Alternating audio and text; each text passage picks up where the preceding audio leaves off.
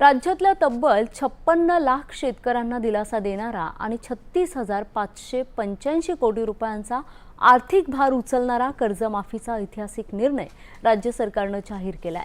राज्याच्या इतिहासातली ही सर्वात मोठी कर्जमाफी मानली जाते। अडचणीत सापडलेल्या शेतकऱ्यांना नव्यानं उभं राहण्याची संधी देणारा हा निर्णय ठरत आहे। पाहूयात।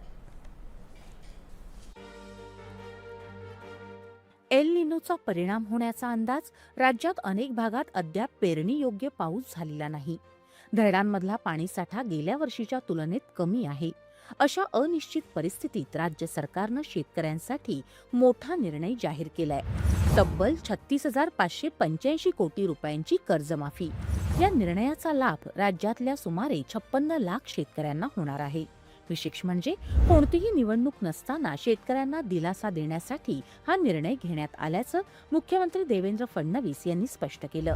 राज्याच्या इतिहासातील ही सर्वात मोठी कर्जमाफी असल्याचं त्यांनी सांगितलं। मात्र हा निर्णय एका दिवसात झालेला नाही। कर्जमाफीची गरज, तिचे आर्थिक परिणाम, बँकिंग व्यवस्थेवर होणारा परिणाम आणि शेतकऱ्यांना मिळणारा प्रत्यक्ष फायदा याचा अभ्यास करण्यासाठी राज्य सरकारनं तज्ञ समिती नेमली होती। समितीच्या अहवालानंतर कर्जमाफीचे निकष निश्चित करण्यात आले। यानंतर मुख्यमंत्री, दोन्ही उपमुख्यमंत्री आणि संबंधित मंत्र्यांची उपसमिती स्थापन करण्यात आली। कर्जमाफीच्या अंमलबजावणीत कोणत्याही पात्र शेतकऱ्यावर अन्याय होऊ नये आणि आवश्यक बदल तातडीनं करता यावेत यासाठी या उपसमितीला अधिकारही देण्यात आले। राज्य सरकारच्या मते कर्जमाफी हा कायमस्वरूपी उपाय नाही, मात्र आर्थिक संकटात अडकलेल्या शेतकऱ्याला पुन्हा उभं राहण्यासाठी आणि नव्यानं कर्ज मिळवण्याचा मार्ग खुला करण्यासाठी तो महत्त्वाचा आधार ठरतो। आपण एक कमिटी तयार केली आणि त्या कमिटीला हे काम दिलं होतं की त्यांनी शॉर्ट टर्मच्या उपाययोजना, लॉंग टर्मच्या उपाययोजना, बँकिंग सिस्टीमवर त्याचा होणारा परिणाम या सगळ्या गोष्टीचा विचार करून त्या संदर्भातला रिपोर्ट द्यावा।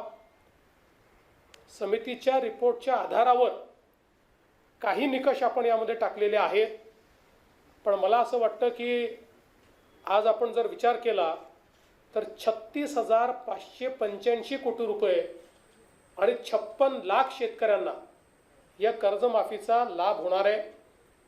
आणि हा जो आकडा आहे आत्तापर्यंतच्या झालेल्या कर्जमाफींमधला सगळ्यात मोठा आकडा आहे। सर्वात जास्त बेनिफिशियरीज आत्तापर्यंतच्या कर्जमाफीमधले या कर्जमाफीत असणार आहेत। दरम्यान यंदाच्या मान्सूननं शेतकऱ्यांची चिंता वाढवली आहे। जून महिन्यात राज्यात सरासरीपेक्षा सुमारे 80% कमी पाऊस झाला। विदर्भ, मध्य महाराष्ट्र, कोकण आणि मराठवाड्यात पावसाची मोठी तूट नोंदवली गेली। त्यामुळे शेतकऱ्यांनी घाईघाईनं पेरणी करू नये, जमिनीत पुरेसा ओलावा निर्माण झाल्यानंतरच पेरणी करावी असं आवाहन सरकारनं केलं आहे। मात्र या कर्जमाफीच्या घोषणेसोबतच आणखी एक महत्त्वाचा निर्णय राज्य सरकारनं जाहीर केला आहे। या पावसाळी अधिवेशनात सुमारे 10 महत्त्वाची विधेयकं मांडली जाणार आहेत। त्यापैकी सर्वाधिक चर्चेचं विधेयक म्हणजे महिला शेतकऱ्यांना कायदेशीर शेतकरी दर्जा देणारं विधेयक। आजही शेतीतल्या बहुतांश कामांमध्ये महिलांचा मोठा वाटा असतो, मात्र जमीन त्यांच्या नावावर नसल्यामुळे अनेक महिला शासकीय नोंदींमध्ये शेतकरी म्हणून गणल्या जात नाहीत। परिणामी त्यांना अनेक योजनांचा लाभ घेण्यात अडचणी निर्माण होतात। नव्या कायद्यामुळे महिला शेतकऱ्यांना अधिकृत शेतकरी म्हणून मान्यता मिळण्याचा मार्ग मोकळा होणार आहे। कर्ज, अनुदान, प्रशिक्षण, विमा आणि इतर शासकीय योजनांपर्यंत त्यांचा प्रवेश अधिक सुलभ होईल। एकीकडे 56 लाख शेतकऱ्यांसाठी राज्यातली सर्वात मोठी कर्जमाफी आणि दुसरीकडे महिला शेतकऱ्यांना स्वतंत्र ओळख आणि हक्क देण्याची तयारी।